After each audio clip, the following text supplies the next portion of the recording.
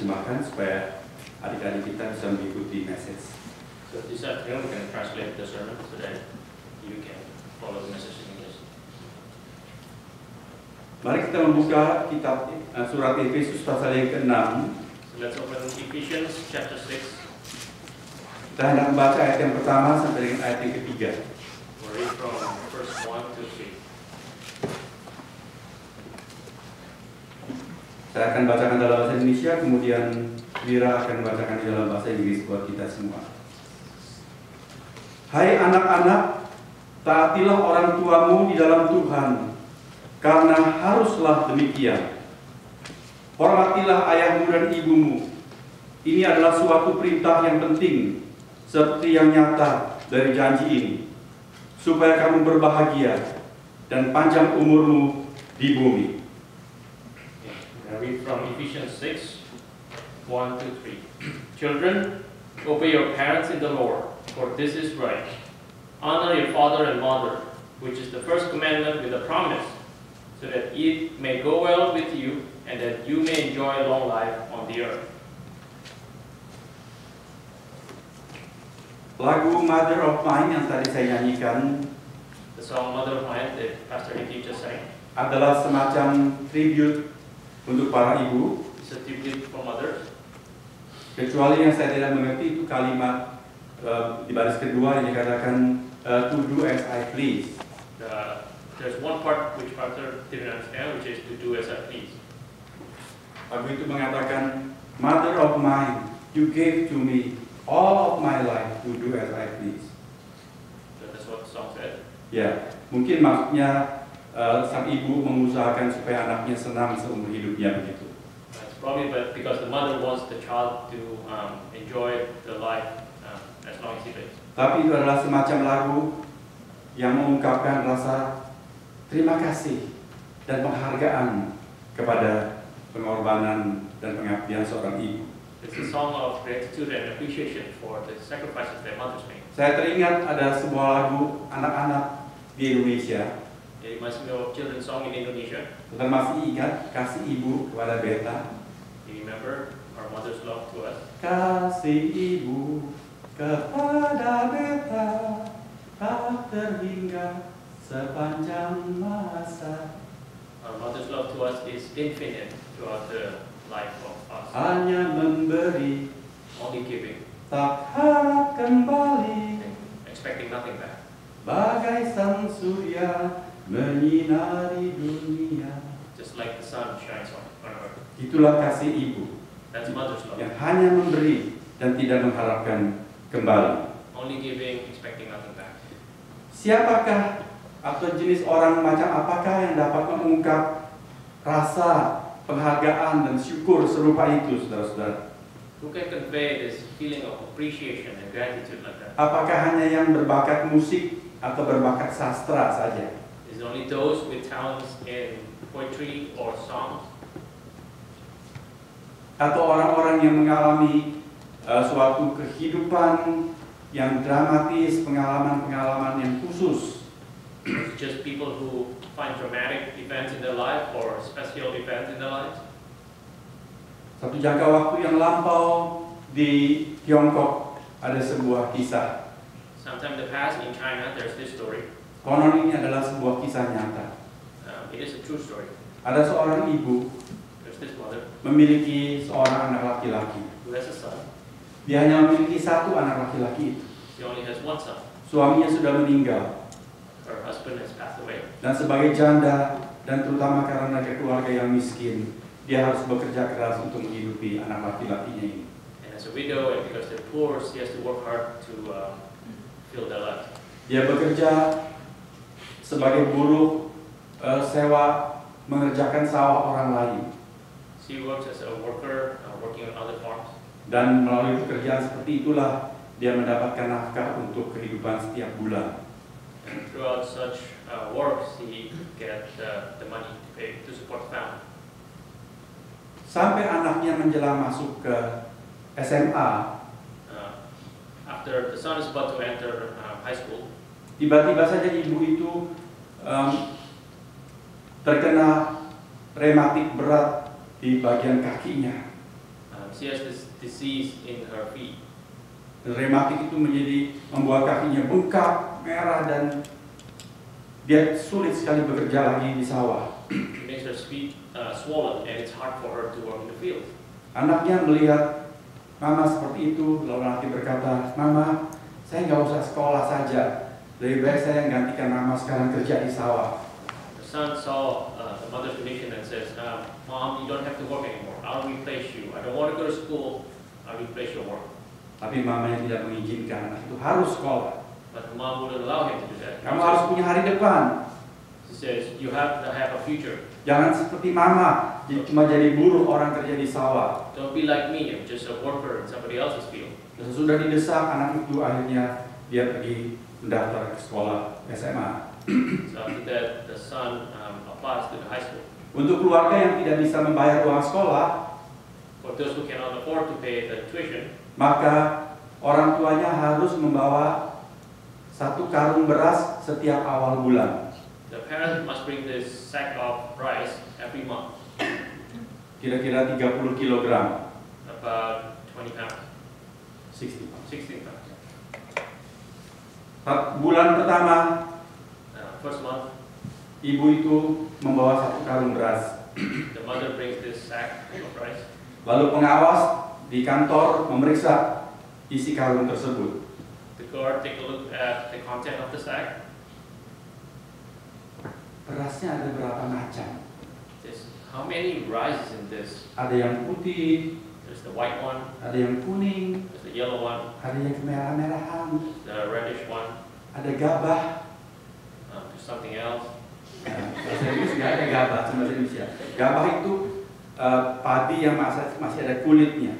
It's rice with all the skin. Ada batu kecil-kecil juga. There's gravel. Jadi pengawas itu bilang, "Kamu ini bagaimana bawa beras kok berapa macam seperti ini?"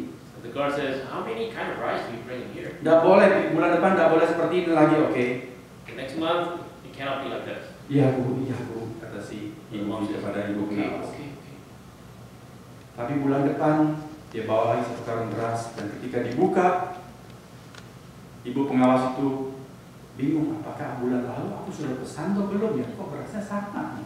Okay. Following month, she brought another sack of rice, and then when it's open, the guard was amazed. Like, didn't I tell her not to do this again? Lalu ibu pengawas bilang, "Jangan bawa beras seperti begini, harus 1 macam. Kalau sampai berapa macam, kamu harus pisahkan. Kalau tidak bisa dimasak seperti ini, campur-campur." And the guard says, "You cannot bring rice like this. You cannot mix all of them. You have to separate them. Otherwise, you cannot cook this rice." Ibu ini berkata, "Ibu pengawas, beras kami di rumah semua seperti itu." And the guard says, "I'm really sorry, but all the rice in our house are like that." Oh, hebat sekali ya. Memang kamu punya sawah berapa banyak, berapa luas, sampai bisa macam-macam beras seperti ini. The guard says, "Wow, it's amazing. How many kind of fields do you have that you have so much rice, so much variety?" Ya, si ibu tidak bilang apa-apa, dia cuma minta maaf. The mom cannot say anything, she just apologized. Bulan ketiga datang lagi bawa 1 karung. The third month she came again with another sack. Waktu diperiksa, sama lagi berasnya warna-warni. And upon investigation, it's the same kind of rice, many kinds. Ibu pengawas sangat marah. Dia bilang, "Kami tidak mau terima. Bawa pulang beras ini, dan anakmu tidak boleh sekolah lagi." The guard says, "We cannot accept this kind of rice. Take it home, and we don't want your son to be back at this school." Lalu ibu itu berlutut, dia menangis. And the mother kneeled down and Dia cried. bilang, "Maaf ibu pengawas. Says, "I'm really sorry. Sebetulnya beras ini saya dapat dari mengemis." I get this rice from begging." Ibu pengawas kaget. The guard was shocked. Hatinya juga terharu. She was touched. Ada orang hidup sampai begini susah, makan harus dari beras yang minta-minta kepada orang lain. There's somebody that is poor. She has to get rice by begging. Ibu ini cerita, setiap pagi masih gelap, aku pergi ke kampung lain. And the mom says, every day when it was still dark, I Aku went to tidak another mau village. anakku tahu bahwa aku minta-minta beras untuk bayar dia punya biaya sekolah. So I don't want my son to know that I was begging for this rice to Maka pay aku for his pergi tuition. mengemis di desa yang lain supaya orang tidak kenal saya. Therefore, I go to another village so that nobody recognizes me. Saya kumpulkan sedikit demi sedikit, makanya beras ini ada berapa macam. And I only get there little by little. That's why there's so many variations of this rice. Ibu Ibu pengawas bilang, kalau begitu aku harus beritahukan kepada kepala sekolah. The guy says, oh, I have to tell the Oh, principal. jangan. Nanti semuanya tahu anakku malu, dia tidak mau sekolah. The mom said, no, don't do that, because my son will be embarrassed, and then he doesn't want to come back to school anymore. Tetapi ibu pengawas tetap beritahukan kepada kepala sekolah. But the guard still told the principal. Lalu kepala sekolah juga tergerak hatinya. Dia bilang, sudah, biar saja anak itu sekolah, tidak usah bayar apa-apa. And the principal was so touched, he says, okay, I'm gonna Ibu itu let it tidak go usah for free. operas setiap bulan. The mother doesn't have to carry any more rice to school. Waktu berlalu dengan cepat. Time flies. Anak laki-laki ini lulus. The son graduates. Dia siap masuk ke college yang terkenal. He's ready to go to a famous Anak ini college. pintar sekali. He's got Hasilnya really bagus di sekolah. He got great scores at school. Dan ketika dilakukan upacara honor roll, The ceremony where they have the honor roll, anak itu dipanggil maju. they call the son. Dan waktu anak itu maju karena dia yang nomor 1 di seluruh sekolah, Because he was the best student in school. kepala sekolah juga memberikan sambutan buat dia. And the principal says something for him. Lalu kepala sekolah bilang, anak ini bisa berhasil karena punya mama yang luar biasa. And the principal says, this son is successful because he has a wonderful mother. Lalu kepala sekolah itu menengok ke belakang, memanggil ibu yang hadir. The Ibu dia. principal looked back and called the mom. Anak itu kaget. And the son was surprised. Dia lihat mamanya. He says, oh, that's my mom. Lalu kepala sekolah menceritakan pengorbanan ibu ini. And then the principal tells about the sacrifice of the mother. Anak itu sangat terharu. The son was so Dia touched. berlutut dan memeluk mamanya. He knelt down and embraced his mom. Sebab dia bisa berhasil karena pengorbanan ibunya. Because he's successful because of the sacrifice of the mother. Tadi saya bertanya, orang macam apakah yang bisa merasakan pengorbanan seorang ibu lalu mengungkap seperti lagu tadi yang dinyanyikan, yang memberikan penghargaan kepada seorang ibu. So I asked earlier, what kind of person can feel the sacrifice of the mother and can express it in a song like that? Apakah hanya orang-orang yang mengalami riwayat hidup begitu dramatis seperti anak ini yang kita ceritakan? Is it only for the people who experience these dramatic events in the life, just like what this story told us? Kita tahu dalam kehidupan sehari-hari tidak banyak orang yang mengalami peristiwa dan riwayat yang begitu mengharukan seperti anak yang kita ceritakan. So we know that in our life we don't find that many people with such a touching story, Apalagi di Amerika, especially in the United States. banyak anak hidup ya tenang dan lancar. So many of children live a peaceful life. Orang keluarga low income pun bisa menyekolahkan anak karena sekolahnya free. Even the low-income people can send their kids to school because the school is free. Banyak dalam kehidupan yang begitu tenang dan lancar, anak-anak tidak mengerti jasa dan pengorbanan seorang ibu. In such a smooth life, a lot of children do not understand the sacrifice of a mother. Ada seorang laki-laki, There's this man, dia sudah dewasa, he's an adult, dia sudah berkeluarga. he has a family. Satu hari dia dengar ibunya sakit, One day he heard that his jadi mom dia was sick. pulang ke kota itu. He goes to the city. Lalu sore hari ajak ibunya didorong oleh kursi roda pergi ke tepi sebuah lake seperti Lake Elizabeth itu misalnya. And in the evening, he took his mom to on a wheelchair to a lake, like Lake Elizabeth. Lalu di tepi danau itu ibunya bertanya kepada anaknya, And then by the lake, the mom asked her son, itu burung apa nak? what kind of bird is that, son? Ada seekor burung bangau putih di pinggir danau itu. It's this flamingo by the lake. Oh itu burung bangau, mama. It's a flamingo, mother. Gak lama burung bangau itu turun ke air. And then the bird goes to the water. Mamanya tanya lagi, itu burung apa nak? And the mom asks again, what kind of bird is that, son? Itu burung bangau yang tadi. That was the same flamingo. Lalu burung bangau itu terbang. And then the bird flew. Mamanya tanya lagi, itu burung apa nak? And the mom asks again, what kind of bird is that, son? Itu burung bangau mama. Tadi sudah dibilang itu kan burung yang sama. I told you, it is flamingo. I've been telling you before, it is flamingo. Mama nggak lihat itu burung yang sama yang terbang. Can't you tell that's the same bird that flew? Mama itu bilang, And the mom said, waktu kamu masih kecil, when you were small, kamu bertanya tentang burung semacam itu sampai 10 kali. You ask about the same question 10 times. Aku selalu jawab. I always answer you. Hari ini aku baru tanya kamu 3 kali, kamu sudah membentak aku 2 kali. Today I only asked you 3 times and you yell at me twice. Setelah mengerti. You understand? Kadang-kadang kita memperlakukan ibu kita dengan tidak sabar. A lot of time we are impatient toward our mom. Kadang-kadang ibu kita memang tidak sepintar kita. Maybe our mom's not as smart as us, Apalagi sebagai imigran. especially as immigrants. Kadang-kadang ibu kita bicara bahasa Inggrisnya masih salah-salah. Our mom says English in a, Lalu kita so tidak right. sabar kepada ibu kita. And we get impatient to our mom. Atau dia masak, oh, seperti ini rasanya. Or the way she Kalau cooks. kita marah-marah kepada ibu kita. And we get mad at our mother. Tidak setiap orang mengalami hidup seperti anak dari Tiongkok yang kita ceritakan. Not everybody experienced the life as the son named China. Apa kita perlu mengalami hidup yang susah seperti itu baru merasakan jasa pengorbanan seorang ibu? Do we need to experience such a poor life so that we appreciate the sacrifice of a mom? Mengapa kita sebagai anak harus menghormati ibu kita? Why, as a child, do we need to respect our mother? Secara gampang, Easy, karena kita cuma punya satu ibu. because we only have one mother. Siapa yang punya 2 ibu? Who has 2 mothers? Ada? Anyone? Tidak ada. Nobody.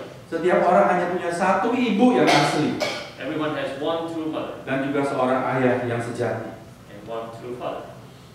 Alkitab mengatakan, The Bible said, Efesus pasal 6 ayat yang pertama, Ephesians 6 verse 1. hai anak-anak, taatilah orang tuamu di dalam Tuhan, Children, obey your parents in the Lord, karena haruslah demikian. for this is right.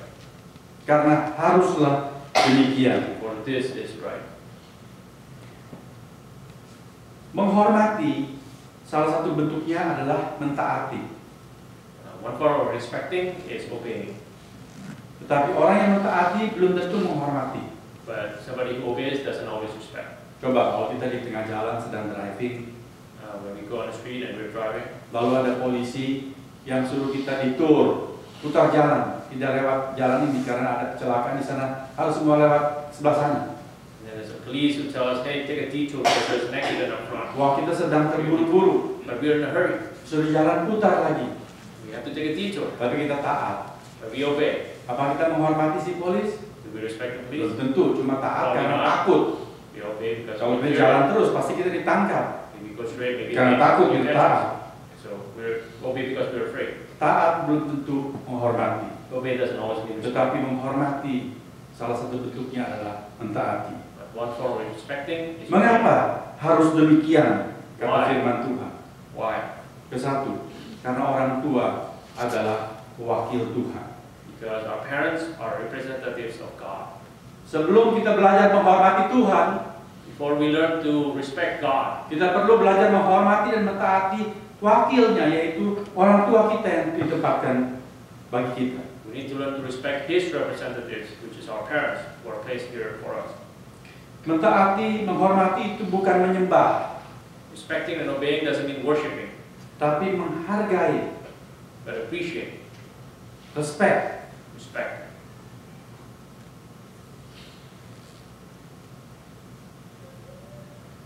Mengapa kita dikatakan harus menghormati ayah dan ibu kita, khususnya ibu? Why do we have to respect our father and mother, especially mother? Karena secara praktis, umumnya ibu itu yang seharian di rumah. It's practically, usually the mom is the one that stays. Kita lebih banyak waktu dengan ibu kita. We spend a lot more time with our mother. Dan And tadi saya katakan sebelum kita belajar menghormati dan mentaati Tuhan, nomor 1 kita mulai belajar menghormati dan mentaati orang tua kita. as Pastor Andy said before we can learn to obey God, we need to learn to obey our parents. Mengapa harus demikian? Why is that? Karena pelajaran pertama dalam hidup adalah taat. Because the first lesson in life is obey. Coba, saudara bayangkan, kalau orang diajar tapi dia tidak mau taat, bisa diajar tidak? When we teach somebody but that person cannot obey, can we teach that person? Bisa? Can we? Kita mau ajar anak kita jadi anak yang baik, tapi disuruh mandi tidak mau mandi. Teach our children to be good kids, but we tell the child to go take a shower and the child doesn't want to. Disuruh makan yang bagus, makan sayur, tidak mau makan sayur. Tell the child to eat veggie, but he doesn't want to. Disuruh minum susu, tidak mau minum susu. Tell the child to drink milk, but he doesn't want to. Diajar bilang terima kasih, tidak mau bilang terima kasih. Teach the guy to say thank you, but the child doesn't want to. Apakah anak ini bisa jadi anak yang diajar? And this child become a teachable person? Tidak bisa. No. Nomor satu, harus menurut. Number one is to obey. Kita perlu mentaati orang tua kita karena mereka yang mengetahui hal-hal yang baik dan perlu buat kita. Because they know what's good and what's important for us. Dia mengajarkan tanggung jawab, They teach us responsibility, disiplin, discipline, kesehatan, health, pergaulan, social, dan lain-lain. and everything else. Yang kedua, Number two, di dalam Efesus pasal 6 ayat yang ketiga, in Ephesians 6, verse 3, dijelaskan bahwa hukum Tuhan ini disertai dengan berkat, it says here that it comes with a promise, yaitu supaya kamu berbahagia dan panjang umurmu di bumi. so that it may go well with you and that you may enjoy long life on the earth. Menghormati orang tua dan taat kepada ayah ibu itu bukanlah opsional, Respecting and obeying your parents is not optional. tetapi hukum Tuhan, It's the law from God. perintah Tuhan.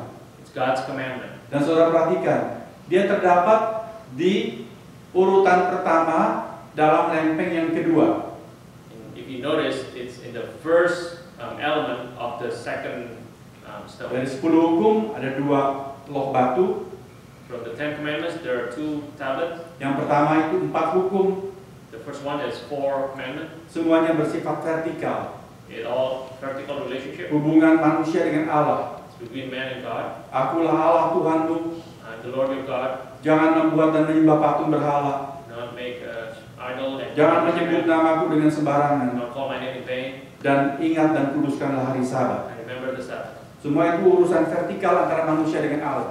It's vertical relationship between human and Lempeng God. kedua adalah urusan-urusan horizontal dalam kehidupan manusiawi. The second tablet is about horizontal relationship Di among sana people. terdapat jangan membunuh, It says do not kill, jangan berzina, do not commit, jangan adultery, mencuri, do not steal, jangan mengucapkan saksi dusta, do not lie, dan jangan mengingini milik sesamamu. do not covet other people. Tetapi dalam urutan itu, yang pertama, itu hukum yang kelima ini adalah hormatilah ayah dan ibumu. But among those, the first of all is obey, respect your father and mother. Mengapa sebelum 4 yang lain ini, yaitu yang ke 6, 7, yang ke 5, yang ke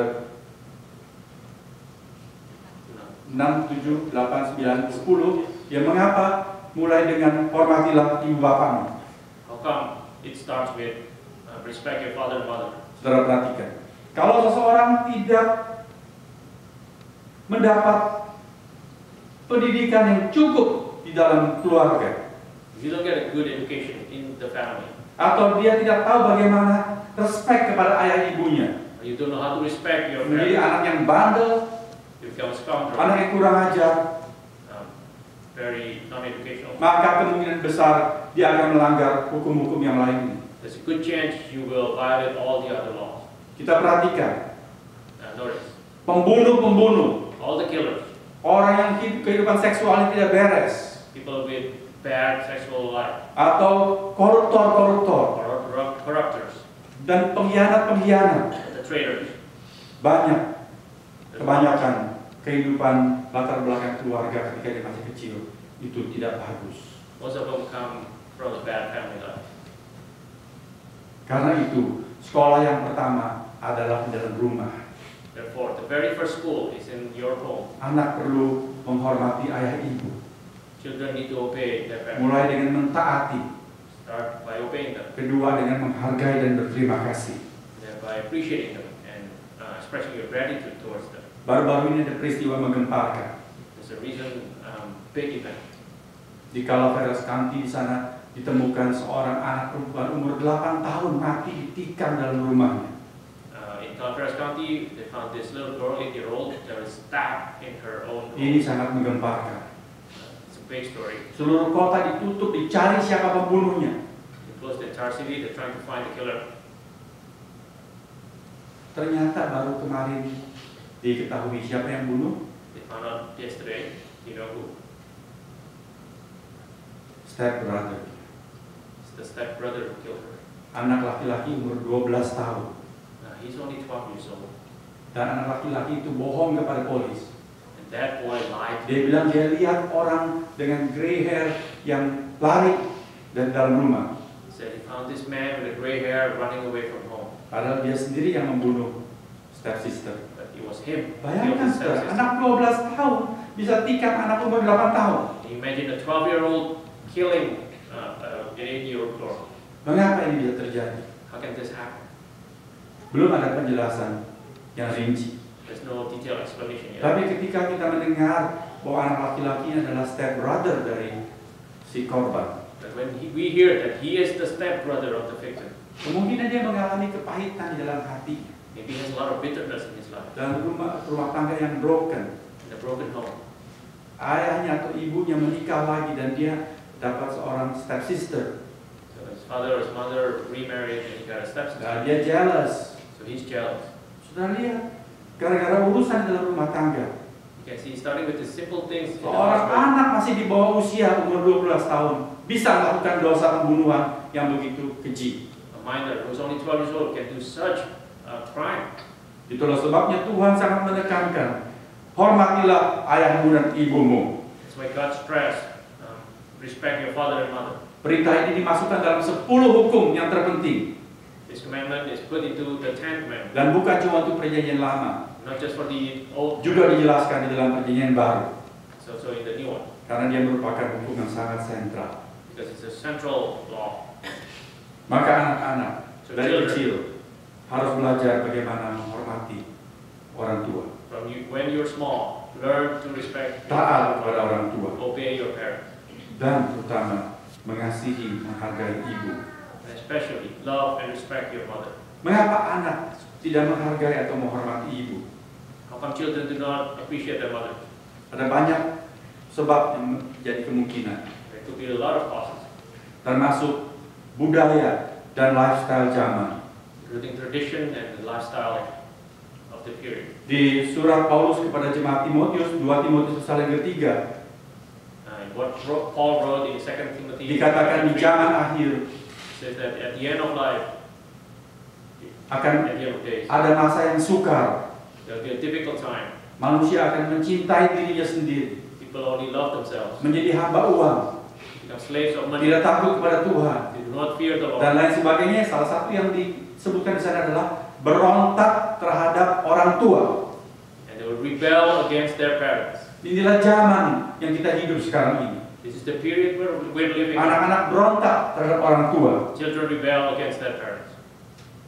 Dari buku-buku, dari film-film, kadang-kadang melihat anak-anak yang kurang ajar kepada orang tuanya. You see all these children who disrespect their parents. Kita harus hati-hati ketika membiarkan anak-anak kita melihat TV. Must be careful when we see the Karena children banyak watch TV. acara TV Yes. There's so many things in TV dibuat oleh orang-orang yang tidak takut kepada Tuhan, made by people who do not fear the Lord, yang hidup mereka sendiri berantakan dan tidak karu-karuan.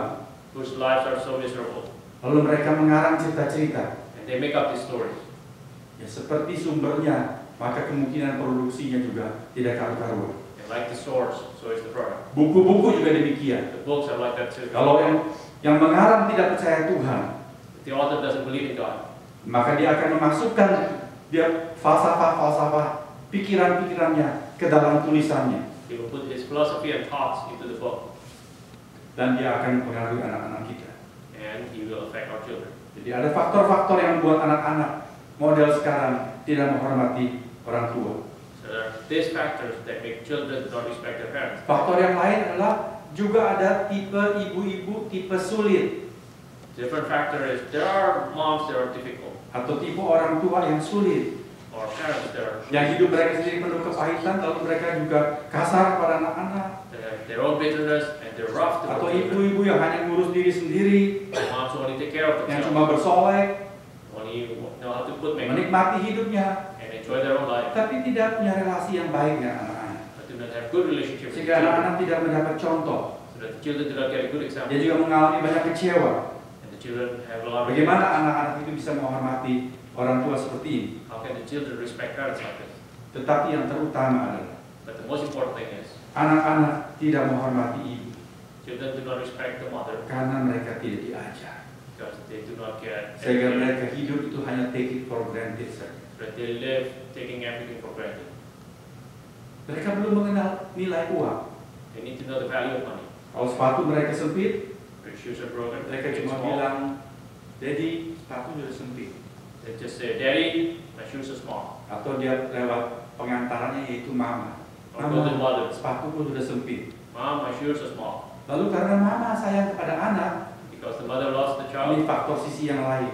it's another Dia factor. bilang kepada ayah, sepatunya sudah sempit. And the mother says, "Dad, my Maka shoes get saya small." pergi ke mall mencari sepatu. So we go to the mall, get the shoes. Lalu anak mendapatkan sepatu yang dia suka. And the child get the shoes that After they- that, After that, dia bilang apa? what does the child say? Adakah anak saudara yang bilang, "Terima kasih Daddy, terima kasih Mama sudah berikan sepatu"? Would the child say, "Thank you, mommy, thank you, daddy, for buying me the shoes"? Kalau tetangga atau teman orang tuanya memberikan dia sepatu, dia bilang, "Oh thank you tante." If the neighbor or the friend of the parents give you the shoes, you probably say, "Oh, thank you." Tapi kalau mama atau papa yang belikan sepatu, But if it's your mother or your father, dia tidak bilang apa-apa. you don't say anything. Pagi-pagi dia berangkat sekolah, selalu ada lunchbox yang sudah siap. Every day you go to school, there's always a lunchbox available. Padahal itu mamanya bangun pagi sekali sebelum dia bangun, mamanya sudah bangun mungkin pukul 6 pagi untuk siapkan semuanya. Maybe your mother has waken up since really early in the morning to prepare the lunchbox. Adakah dia bilang terima kasih untuk lunchboxnya? You say, "Thank you for the lunchbox." Nanti kalau mamanya lupa masukkan air minum, What if the mom forgets to put the water? pulang sekolah dia marah-marah. After going back to school, you Dia get bilang, angry. "Mama bagaimana sih hari ini? Aku haus sekali. Kok nggak ada air minum?" How could you do that? I'm really thirsty today. I don't get the water. Setiap hari ada air minum, tidak pernah bilang terima kasih. Satu kali tidak ada air minum, mamanya habis dimaki-maki. Every day you get water, you never say thank you, but one time your mom forgets. And Ini you yell. faktor umum yang pertama. This is one common factor. Faktor celaka yang kedua, There's an even worse one. ibu-ibu itu secara naluriah memang begitu cinta kepada anak dan suka berkorban untuk anak. Naturally, the mom loves the child so much and is willing to sacrifice for the Itu child. alamiah. That's natural. Bahkan ketika dia masih kecil, sebelum dia gadis dan sebelum dia menikah dan sebelum dia punya anak, dia juga tidak tahu berterima kasih kepada ibunya. Even when the mom was small and she hasn't become a mom, maybe she's never thankful to the mom. Tapi begitu dia mengandung dan dia melahirkan anak, But after she gives birth to the child, naluri alamiahnya itu that mother nature mencurahkan kasih sayang dan perhatian kepada anak buah kandungannya.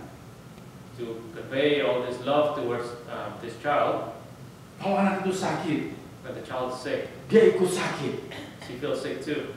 Dia tidak tidur, She cannot sleep. dia menjaga anaknya. She takes care of the child. Itu sudah alamiah. It's a natural.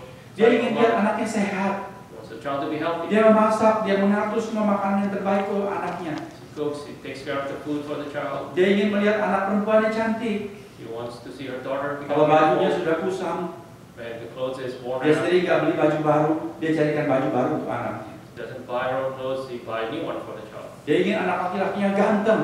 She wants the son to be handsome. Dia belikan baju seperti seragam army So she bought arms, supaya anaknya akan armies, gagah. so that the son looks Itu handsome. semua naluriah. It's all natural from mom. Celakanya, What's bad is saya dan saudara, you and me, sejak kita dilahirkan, from the moment we're born, kita sudah membawa dosa asal. we carry the original sin. Dan dosa asal itu membuat kita cenderung selfish dan egois. And this tends to make us selfish and it's self-centered. Dan kita melihat itu dalam diri anak-anak kita juga. And we see it in our children too. Dari kecil, From when they're small, semua adalah main. everything is mine. Yang bagus adalah main. All the good things are mine. Kalau dia suka makanan yang enak, If you like good food, semua untuk dia. all good food is for me. Yang mama punya juga diambil. Even your mom's. Dan mamanya juga berikan. And the mom gave it to the Tapi child begitu dia too. makan yang gak enak, But the moment you get something bad, semua buat mama. everything for mom. Jadi mama makin lama makin gemuk. So mommy, Karena semua anak yang makan gak suka dikasih mama. because anything the child doesn't Dan like, mama you give to karena mom. sayang anak, And because mom loves the child, dan juga sayang kalau makanan dibuang, and feels sorry if the food is wasted, makan semua. so she eats all. Anak tambah gembrot, And mom becomes fat, anak tambah kurang ajar. and the child becomes more disrespectful. Kalau lihat, ini adalah hal yang tidak boleh dibiarkan. We cannot let it go like that. Anak-anak harus diajar. We must teach the children. Mereka harus belajar bilang terima kasih. They need to learn to say thank you. Meskipun dia bosan dengar itu, kita harus beritahukan, kamu harus tahu bilang terima kasih. Although you get tired of listening to it, you must learn Jangan to say thank you. for granted. Do not take anything for granted. Memang rasanya sungkan untuk bilang, ayo kok belum bilang apa-apa kepada Daddy. Maybe you feel awkward. You say, how come you haven't said anything to Daddy? Tapi demi menjalankan firman Tuhan, supaya anak itu belajar menghargai orang tua, kita harus menyingkirkan rasa sungkan seperti gila hormat. Sebab kita sebetulnya bukan gila hormat, hanya ingin mengajar supaya anak itu tahu berterima kasih. But to fulfill God's commandment, so that we don't feel this awkwardness, but for fulfilling God's commandment, we have to teach the child to say thank you, to be appreciative. Anak harus diajar sopan santun. Children must respect manners. Apakah anak-anak saudara di rumah mengucapkan hai kepada saudara ketika dia pulang sekolah? Your children say hi to you when they come back from school. Apakah dia bilang selamat pagi, good morning, Daddy, good morning, Mami ketika dia bangun pagi? Do they say good morning, Mommy, good morning, Daddy when they wake up? Saya memperhatikan. I'm paying attention to Saya that. tidak membiarkan anak saya hidup di rumah seperti tinggal dalam hotel. I'm not letting my daughter to stay at home like a hotel. Bangun pagi Wake up in the morning dengan wajah yang masih kusut, with a sad face, langsung pergi ke sofa terus nyalakan TV, and go to the sofa, turn on the TV. lihat ayah di sana atau lihat ibu di sana, tidak bilang apa-apa. You see your mom, your dad over there, don't say anything. Itu tidak boleh dibiarkan. We cannot let this go on. Mereka harus belajar menghargai eksistensi ayah dan ibunya di dalam rumah. You have to learn to appreciate the existence of father and mother at home. Ayah ibunya bukan adalah alat untuk dimanipulasi, diperalat, dimanfaatkan kalau dia butuh sesuatu saja. Your father or mother is not just a tool that you can manipulate when you need them. Sebelum dia bisa menghormati orang lain di luar, Before you can respect other people outside. sebelum dia bisa bilang selamat pagi kepada gurunya, Before you can say good morning to your teacher. say hi kepada orang yang dia temui di luar, Before you can say hi to other people on the street. dia harus belajar hormat di dalam rumah. You need to learn to respect. Kalau di dalam rumah tidak tahu hormat, If at home you cannot respect, bagaimana dia di luar? how can you respect other people? Saudara lihat urutannya dalam 10 hukum itu, mulai dari hukum yang kelima ini.